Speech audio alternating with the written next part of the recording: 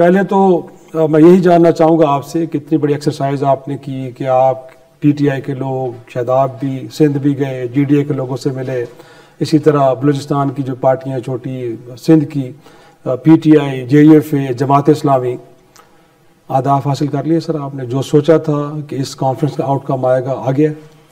नहीं, देखिए आदाफ वो नहीं है जो आपने बयान किए। अच्छा, ये एक कॉन्फ्रेंस थी जिसका मकसद ये था कि अपोजिशन जमातें एक टेबल पर बैठ सकें और एक बुनियादी नुक्ते पर, आइन की बालादस्ती पर और मुल्क में कानून की हुक्मरानी पर अपनी कमिटमेंट का इजहार कर सकें कि हाँ, हम समझते हैं कि मुल्क के मसाइल का हल यही है। तो ये तो कम से कम वहाँ पे सब ने बड़ी खुलकर बात की है और ये शायद आज मुल्क के दूसरे लोग भी महसूस करेंगे कि ये वाहिद रास्ता है मुल्क के मसाइल को हल करने का। तो उस हद तक तो ये मामला बिल्कुल ठीक है। अब इसने आगे जो ग्रैंड अलायंस किया, यहाँ कोई अलायंस की बात नहीं थी, इसका मकसद अलायंस क्रिएट करना नहीं था। अच्छा, लेकिन सब बैठे हैं तो यकीनन बात उधर जाएगी। तो इसके बाद अब अगला जो तहफ़्फ़ुज़ात हैं जमातों के आपस में, जो इख्तलाफात हैं, उन पर भी गुफ्तगू करनी ज़रूरी है। फिर एक एतमाद की फ़ज़ा भी आपको बनानी पड़ेगी। इस मामले में एक बड़ी जमात जो है वो पीटीआई है। पीटीआई के बारे में सबको तहफ़्फ़ुज़ात हैं, उनके रवैये के बारे में, उनकी जो तरीका है सियासत का उसके बारे में। तो वो पीटीआई को ये कॉन्फिडेंस देना होगा बाकी सबको कि हम उस तरीके से मामलात नहीं चलाएंगे जो माजी में हमारा तरीका रहा है। लेकिन उनको भी आज कमिट करना पड़ेगा सही है आइन की बालादस्ती को और कानून की हुक्मरानी को, क्योंकि ये दोनों चीजें पीटीआई के 4 साल दौर हुकूमत में गुमशुदा थी। अच्छा, ये तो खैर अलग डिबेट है, उसमें आगे जाके सवाल करूंगा। लेकिन इस वक्त क्या आपको वाकई लग रहा है कि आइन कंप्रोमाइज्ड है कि बैठ के सियासी जमातों को इस अज़म का इजहार करना पड़ा कि जी आइन की बालादस्ती के लिए हमने कुछ किरदार अदा करना है? आपको नहीं लगता कि सब कुछ आइन के मुताबिक हो रहा है? कुछ ऐसा नहीं है कि जिसको लेके आप परेशान? कौन सी चीज आइन के मुताबिक हो रही है और कौन सी नहीं है सर? मैं तो वो आपसे हर चीज नहीं है। आपका इलेक्शन आइन के मुताबिक था, आपकी हुकूमतें आइन के मुताबिक बनी है। सर सुप्रीम कोर्ट के हुक्म के ऊपर इलेक्शन कमीशन ने इनेकाद किया इलेक्शन का, उसके बाद अगर गुजरदारियां हैं भी सही तो उसके लिए भी ट्रिब्यूनल और बाकी जगह मौजूद हैं, जहाँ लोग जाएंगे तो जाके उनकी भी हकीकत बड़ी मुख्तलिफ है। अच्छा, अदलिया भी आज खत्म हो चुकी है, अदलिया की कोई हकीकत नहीं है। मुल्क के जो लोग इक़्तिदार में, क्या ये अवाम के नुमाइंदे हैं? क्या इनके पास मैंडेट है? ये सारा आज तो सारा आपका निज़ाम ही धर्म भरम हो गया। मुल्क में ना कोई आइन है, ना कानून की हुक्मरानी है, ना मुल्क के अंदर जमहूरियत है। ये आज हमारी हकीकत है। सुप्रीम कोर्ट के चीफ जस्टिस तो IMF की डेलीगेशन को ये बता रहे हैं कि यहाँ पे जो इंडिपेंडेंस जुडिशरी है वो बड़ी ज़बरदस्त तरीके से आगे बढ़ रही है, बड़े आज़ाद हैसियत में हम फैसले कर रहे हैं, कोई दबाव नहीं है। वहाँ से तो बड़ी अच्छी रिपोर्टें आ रही। बट ये उनकी राय होगी, मेरी ये राय नहीं है। जो सुप्रीम कोर्ट के चीफ जस्टिस कॉन्स्टिट्यूशनल पिटीशन ना सुन सकता हो, कॉन्स्टिट्यूशनल मैटर्स ना सुन सकता हो, जो बेंच ना बना सकता हो, जो जजेस की परफॉर्मेंस को रिव्यू ना कर सकता हो, वो तो जी जी बिल्कुल ठीक है जी जी, तो जो जजेस की सिलेक्शन में उसका हिस्सा ना हो। आपने तो सारे निज़ाम, जो एक निज़ाम आइन की रूह थी कि क्या जुडिशरी का रोल होगा, जो एक सतून है जमहूरियत का, आपने उस सतून को ख़त्म कर दिया। लेकिन उससे पहले ये भी एतराज़ आता था और आप जैसे लोग करते थे कि जब इफ्तिखार चौधरी साहब इस मुल्क के चीफ जस्टिस थे तो उस वक्त जुडिशल एक्टिविज्म की बात की जा रही थी। वो कहा जा रहा था कि एग्जीक्यूटिव के इख्तियार भी जुडिशरी ने अपने हाथ में ले लिए। तो आपको लगता है कि वो बाप तो कम से कम अब बंद हो गया ना? उसमें तो उस बाप को बंद करने का ये तरीका नहीं था। वो तो जो उनको अपनी इस्लाह की जरूरत थी, जुडिशरी को अपने रवैये को, अपने अमल को बदलने की जरूरत थी।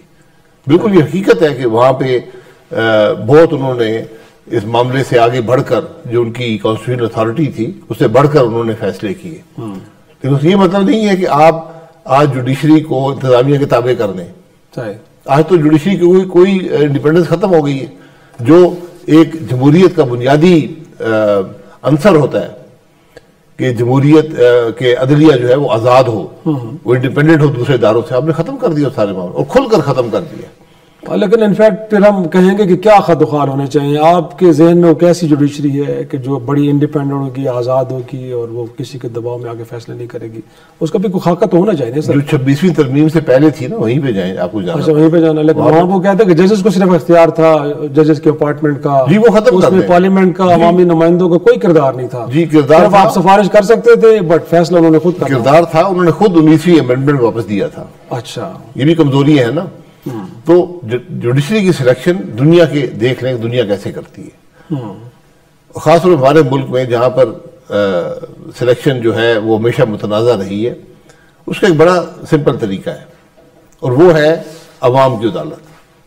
अच्छा, तो सर आप जिसने जज बनना है पार्लियामेंट्री कमेटी के सामने पेश हो, जो भी उसकी कंपोजिशन आपने बनानी है, ठीक है, उसमें जज बैठना चाहे वो भी बैठ जाए, ठीक है, उसमें जो भी बैठना चाहे, लेकिन उसकी डिबेट पब्लिक हो, रियल टाइम लाइव हो और पब्लिक हो, और वहां पे सवाल खुल के हो कि ये आदमी कौन है, इसका बैकग्राउंड क्या है, ये करता क्या था, इसकी प्रैक्टिस थी या नहीं थी, इसकी क्वालिफिकेशन क्या है, इसकी काबिलियत क्या है, इसकी सलाहियत क्या है।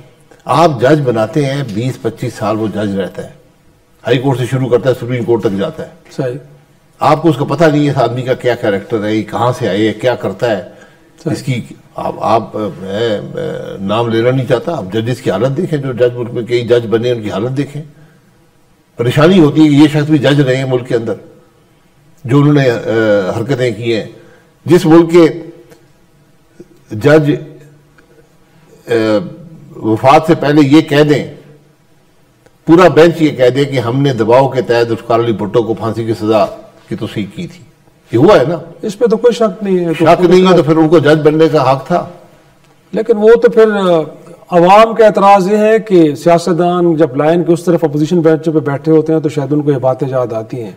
जब इक़्तिदार में आते हैं आप जैसे लोग या आपसे पहले के लोग, फिर सब कुछ भूल भाल जाते हैं। इसी तरह नैब के दायरे के बारे में बात करते हैं कि किसी डिक्टेटर का दिया हुआ तोहफा है, पॉलिटिकल विक्टिमाइजेशन के लिए इस्तेमाल होता है, लेकिन जब खुद आ जाते हैं तो फिर इन इदारों को इस्तेमाल करते हैं अपने मुखालिफिन के खिलाफ। तो सर ये भी तो एक तारीख रही है ना जी, लेकिन ये इस बात की तौसीक नहीं है कि आप निज़ाम ही खराब करते हैं।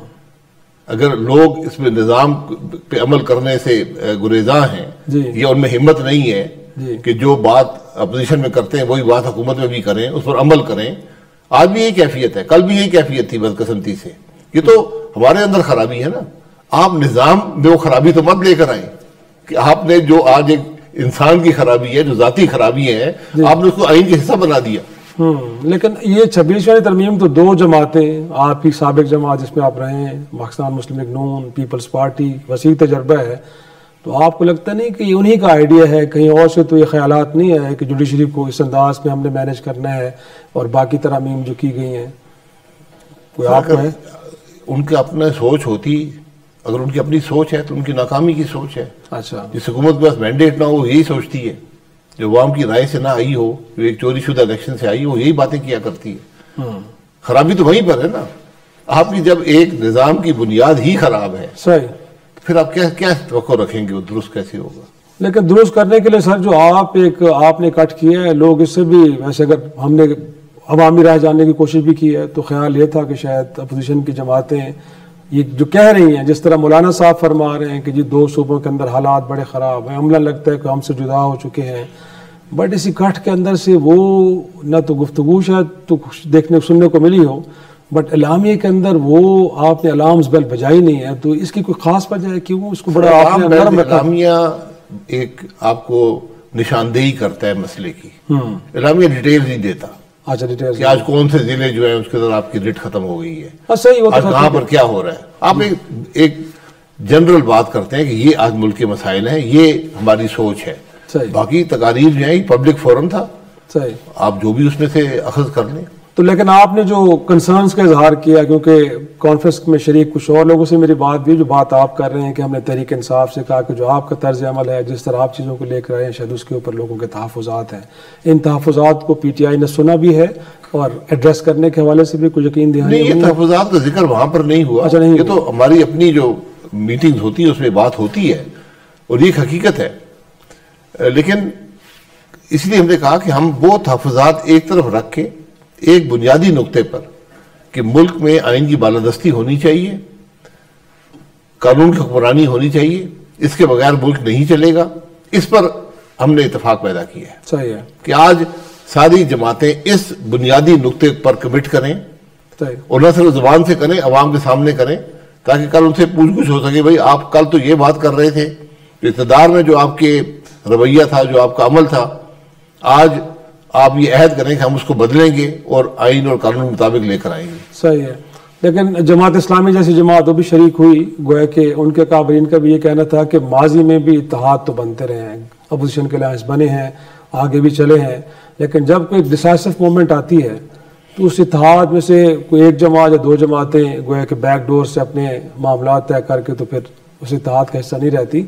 तो अगरचे आप कह रहे हैं कि फ़िलहाल तो हमने इस चीज़ को मेक श्योर किया है कि एक वन वॉइस होनी चाहिए कि जी आइन की बालादस्ती पे हमने यकीन रखना है, बट अगेन इस हवाले से भी कोई बातें हुई हैं कि जिसको ले के आगे चल के जब कोई मूवमेंट बढ़ती है तो इसको भी मेक श्योर किया गया कि तमाम लोग इकट्ठे रहेंगे, कोई दाएं बाएं नहीं होगा। ये आपको कॉन्ट्रैक्ट तो हो नहीं सकता ना। अच्छा, नहीं हो सकता। मैं वायलेट कर दूंगा तो आप मुझे अदालत में ले जाएंगे और कोई मुझे वहां पे कैद हो जाएगी या कोई जुर्माना हो जाएगा। बात ये तो आप एक पब्लिक कमिटमेंट करवा रहे हैं और अभी हमने सिर्फ फिक्र का इत्तेफाक पैदा किया, सोच का इत्तेफाक पैदा किया। सही है। बाकी बाद में सब बातें होंगी, सबके सामने होंगी। तो मौलाना फजल रहमान साहब भी गोया कि जैसे मैंने कहा कि बड़े फिक्रमंद है इस मुल्क को लेके, लेकिन वो खुद तो खैर मेरे ख्याल में शायद बैरून मुल्क दौरे पे हैं, उनके वफद आया, उनकी कहा यह जा रहा है कि उनकी जमात ने शिरकत की, लेकिन जब इलामिया जारी किया गया तो उन्होंने कहा जी हम तो मुबस्सर के तौर पर आए थे। तो जी बिल्कुल बिल्कुल, उनके तहफ़्फ़ुज़ात हैं, उनके इख्तलाफात हैं जो भी दूर नहीं हुए। अच्छा, लेकिन कम से कम इस सोच से वो भी इत्तेफाक रखते हैं। जो उनके लोग वहां पर आए थे उन्होंने बाकी बातें अपनी की हैं जो उनके तहफ़्फ़ुज़ात हैं, और खासतौर पीटीआई के बारे में उसका जिक्र भी वहां पर हुआ है। तो आप तो मेजबान थे, यकीनन आपसे भी हुआ होगा ना, तो थोड़ा सा आवाम की कंजम्पशन के लिए कि वो कौन सा जो हमारी बात जो हुई है पब्लिकली हुई है। अच्छा, वहां पर कोई अंदरूनी बातचीत नहीं थी। सही। और ये तो बड़ी अनोखी किस्म की कॉन्फ्रेंस थी जो मोबाइल किस्म की कॉन्फ्रेंस थी। पहले एक वेन्यू था, फिर दूसरा हुआ, फिर तीसरा हुआ, फिर चौथा हुआ, वहां पर एक दिन हुआ। हाँ। अगले दिन आए तो वहां भी फौज वो खड़ी थी, एफसी खड़ी थी और पुलिस खड़ी थी। फिर एक होटल की लॉबी में कॉन्फ्रेंस मुकम्मल करनी पड़ी। आखिरी दिन तो मेरे ख्याल में लॉबी भी क्या उसको रिसेप्शन कह सकते हैं, रिसेप्शन के ऊपर रिसेप्शन के अंदर वो बट ये ताले इंतजामिया ने खुद होटल के लगाए या कोई ताले लगाने के लिए भी कोई और लोग आए थे? आपको तो थोड़ी बहुत इत्तला होगी। ये पता नहीं थी, हम तो इंतजामिया को देखते हैं। अच्छा, तो इंतजामिया ने कुछ अपनी मजबूरियों का इजहार किया कि कौन लोग आ रहे हैं उनके पास, क्या कह रहे हैं? उन्होंने कहा कि हमें तो हुक्म है, ये पता नहीं किसका हुक्म है। अच्छा, हुक्म था, हुक्म के तहत ही पुलिस आती है। तो आपने हमने दरखास्त की थी यार कोई डंडे वंडे मारोगे तो थोड़े आहिस्ता मार देना। लेकिन आपने इजाजत तो नहीं ली होगी ना, वो डिस्ट्रिक्ट एडमिनिस्ट्रेशन को कहते हैं कि किसी भी असेंबली के लिए आपको ये कॉन्फ्रेंस है, देखिए बंद कमरे में कॉन्फ्रेंस है, पाकिस्तान में इसकी इजाजत की जरूरत नहीं है। सही है। हम कोई जलसा नहीं कर रहे, हम कोई इंतशार पैदा नहीं कर रहे, सही, हम किसी को इंतशार पे उकसा नहीं रहे। सही। एक बंद कमरे में कॉन्फ्रेंस है, उससे पूरी हुकूमत घबरा रही है। तो घबराहट का आलम आपको क्यों लगता है? वो घबरा रहे हैं या कोई और घबरा रहा है? आप यकीनन कुछ तो सर मैंडेट नहीं है ना, हुकूमत का मसला ये है। जब आपका ज़मीर मुतमईन ना हो, जब आपके मैंडेट ना हो, तो फिर आपकी घबराहट रहती है। सही, अपने इक़्तिदार की फिक्र रहती है, क्योंकि आज उनका वजूद उनके इक़्तिदार से जुड़ा हुआ है।